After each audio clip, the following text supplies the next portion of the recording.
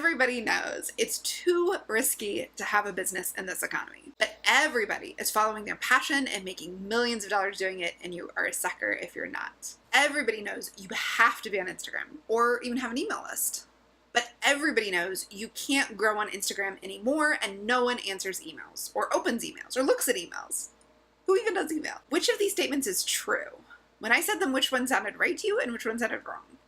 The answer is it depends on your personal everybody. So your everybody is different than my everybody, and our everybody's say totally different things to us. So today we're going to talk about who is everybody for you and how upgrading your everybody can improve your life and your decision making. Welcome to Explore Your Enthusiasm, episode 222. I am your host and teacher, Tara Swiger. I'm super happy to have you here today. You can find show notes of everything that I talk about, including links to how you can upgrade your everybody on taraswiger.com/podcast222. Today we're going to talk about how your concept of everyone or everybody is shaping your business and your life and your happiness, and how you can trade it in for a better everybody. We're going to get into the specifics in a minute, but before we do, I want to remind you that right now, if you're listening to this when this comes out in August of 2018, the Starship, my online community for makers, artists, designers, teachers, it is a brilliant way to upgrade your everybody, make you believe that your dreams are possible, and actually guide you through learning how to make it possible. It is open right now, and it closes this Friday, August 31st. So you can find it at taraswiger.com/starshipbiz. So if you're listening to this on Friday, August 31st, 2018, pause the podcast, go check it out right now so you don't miss it. It's a 90-day program that's going to help you uncover your mission, your profitability, and your best marketing plan while tapping you into a community of everybody's who believe that what you want to do is possible and can show you the way forward. I first came across this idea of everybody in Martha Beck's Finding Your Own North Star. It's a book. I recommend it. It's great. I've read it before, and it really helped me when I read it right at the beginning of my business, and I realized it had been a while, so I decided to crack it back open. And the part that really stuck with me is the part about everybody. Psychologists have been studying the idea of everybody since the 50s, and they call it the generalized other. So all of us in our brain have a concept or many different concepts for this idea of the generalized other. The generalized other is who you think is thinking about what you do and judging you about it. It can be positive, it can be negative. It's what you mean when you make a general statement about other people or everyone or everybody. That's the generalized other. We all have this concept. It starts in childhood and it gets stronger and stronger the more socialized we get. And it changes as we meet more people and different people become important to us. The problem is it's kind of faulty because obviously there is no uniform everybody, but your brain and your psychology treats it like there is just an everybody and that everybody is the same for everybody. But everybody doesn't come to the same conclusions or have the same beliefs or live the same life or have the same experiences. But your personalized idea of everybody feels large and overwhelming and very uniform. And like they all agree that what you're doing is stupid, or they all agree that the right life path for you is something.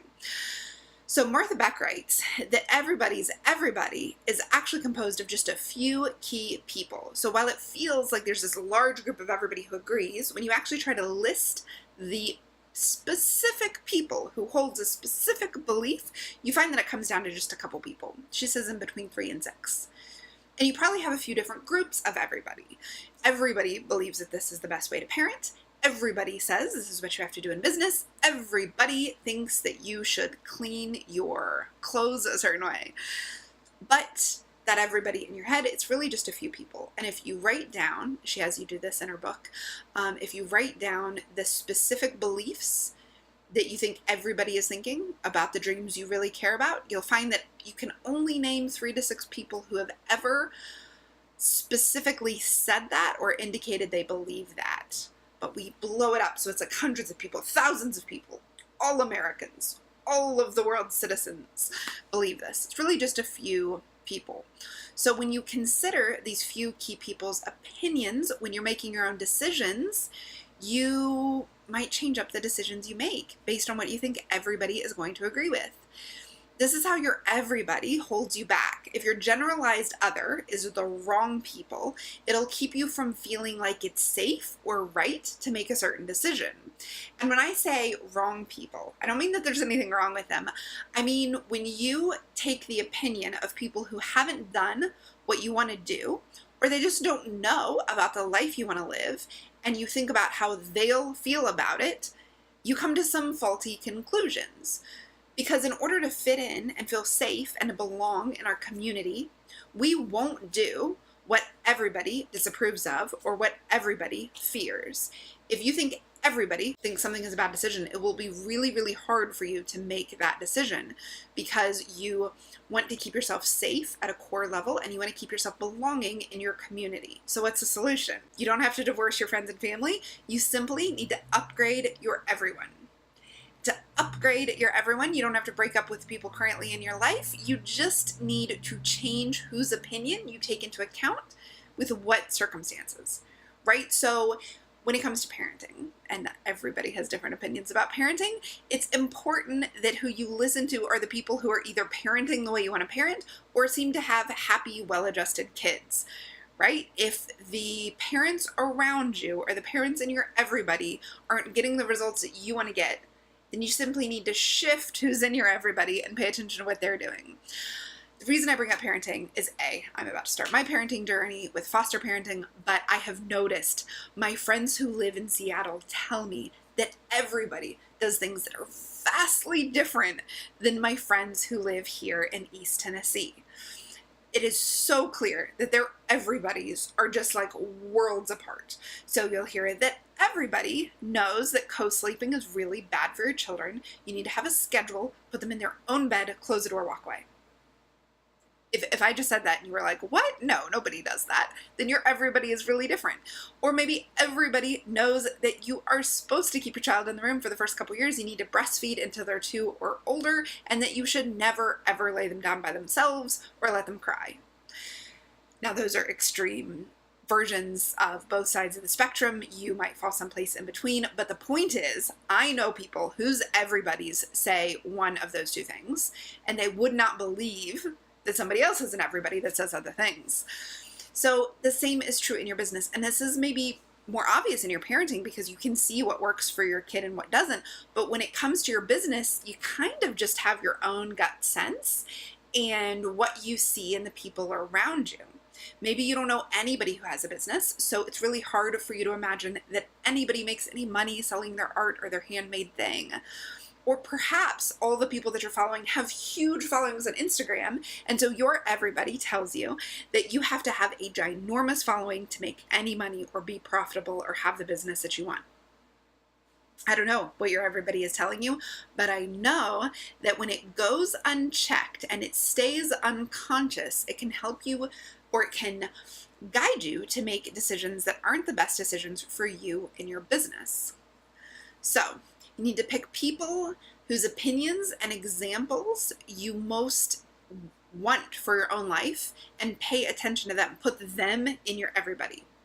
So it can be really simple to start. You just get to know people who have done and are doing what you want to do. You get to know people who have really different lives than you. A lot of people don't even think about pursuing a business where they sell online because they've never met anybody who does it. And then they meet a few people who do it. They go, oh, that's totally possible. I can see how that's possible to do it. So it might just mean you need to meet people who are living really different lives. It might mean that you need to meet people who have done things in a way that is in alignment with how you want to do things. I get messages all the time from people who say, thank you for your podcast. The way you talk is in alignment with how I want to think about my business, and I haven't heard anybody explain it like this before. People were always saying things I thought I had to listen to that just weren't what I wanted to do or what felt right to me to do. I'm so glad to hear there are other ways to go about it. So listen to podcasts with people who resonate with how you feel deeply that you want to have your business and your life. Now, you have already upgraded your everybody a few times in your life. If you were over 19, you probably upgraded your everybody a few times. So when you first started going to your friends' houses when you were a kid, do you remember that? You would go to your friend's house and you'd be like, what? You guys are allowed to eat. For me, it was boxed cereal. You eat sugar cereal like for breakfast? You're allowed to? Oh my gosh. Nobody does that. Or your mom, for me, it's a lot of snack foods. We weren't allowed to have snack foods or sugary cereal, and I always had a sweet tooth. Or maybe it's the way their parents clean, or maybe it's the way they're allowed to watch TV or not watch TV. I know friends came to my house and couldn't believe that I wasn't allowed to listen to secular music all through high school. That means no music that wasn't Christian music. You go to your friend's house and you think, whoa, what? Huh? You do things totally different. I thought that's just the way the world was. However your family did it seemed like just how it was done, period. Because your everybody was small because you were small, and it was limited to your family and your peers. So you upgraded your everybody when you first started going into other people's homes. Then you probably upgraded your everybody when you moved out of your own home. You went to college or got your first job, and you met a lot of people who had lived really different lives. Not only were they raised differently, but they also maybe came from a different part of the country or a different part of the world, or they had different dreams, or they believed it was possible to go become a lawyer, and you had literally never considered that. Those are massive. When you upgrade those everybody's, it can feel like your whole world is being shaken. But so many of us stop there. The people we met in our normal everyday jobs, or the people we met through our families or our churches and our friends, those become our everybody, and we don't realize there's so much more possible. We just haven't met a group of generalized others to tell us that. So for a lot of us, when we meet other makers for the first time, for me, it was going to the crafter.org forums back in 2004 and 2005. It was reading Debbie Stoller's Stitch and Bitch. For many of you, it's coming to a conference like Midwest Craft Con is a place where you just feel like, whoa, I didn't think this was possible, and there are tons of people doing this.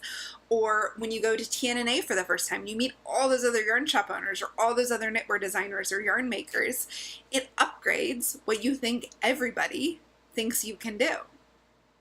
So to grow to the next stage of your business or dream, you need to upgrade your everybody. If everybody thinks it's not possible, or everybody looks askance at what you want to do, or you really just can't think of anyone who would even understand what you're talking about or wanting to do, you need to upgrade your everybody. This is why the Starship, my online community for makers and artists, and other groups like it, like craft conferences or online groups, can be so powerful. Because you meet a whole bunch of others you can adopt into your generalized other. People who have been doing it for 10 years, people who are making over 6 figures, people who grew quickly, people who use Instagram, people who don't use Instagram. So instead of believing everybody knows you can't make money with art, you meet people who do make money with art. You realize that there's another set of everybody's out there who believe the exact opposite of what you thought was possible. You can also solve this everybody problem by becoming conscious of who is in your generalized other and consciously choosing someone else.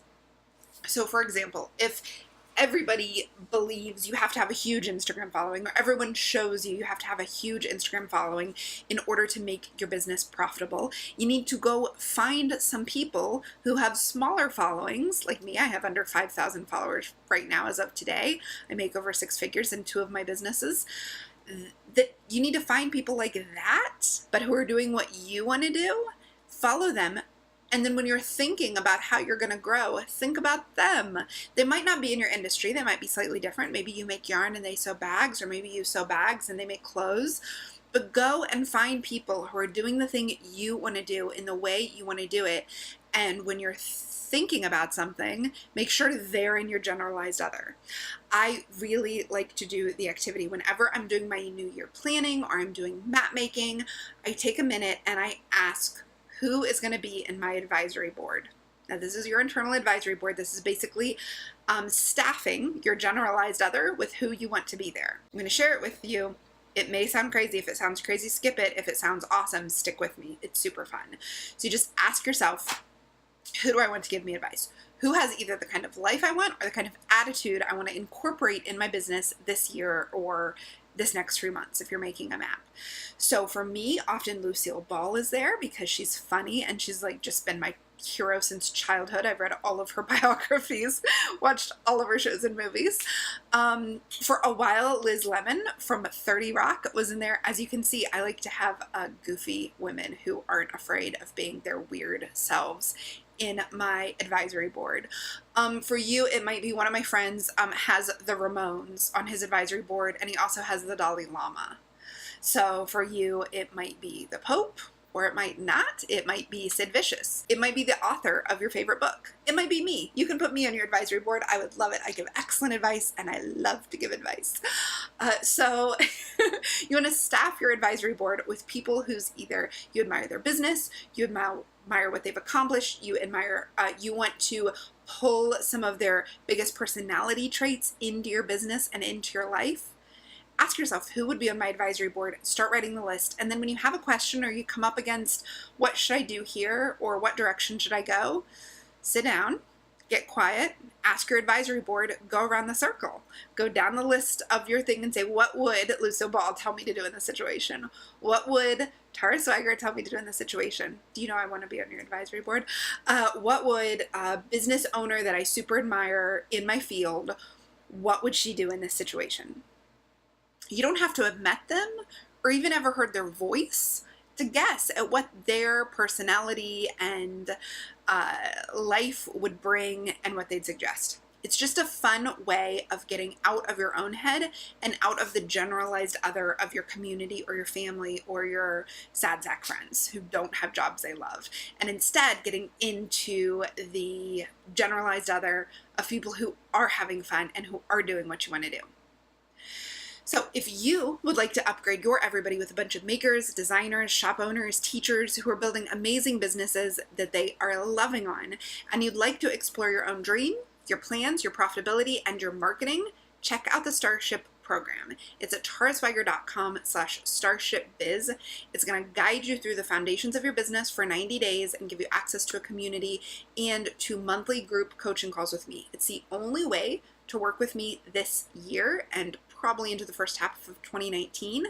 So if you'd like to work with me, I've actually gotten a few questions from y'all saying, is there another way to work with you? Nope.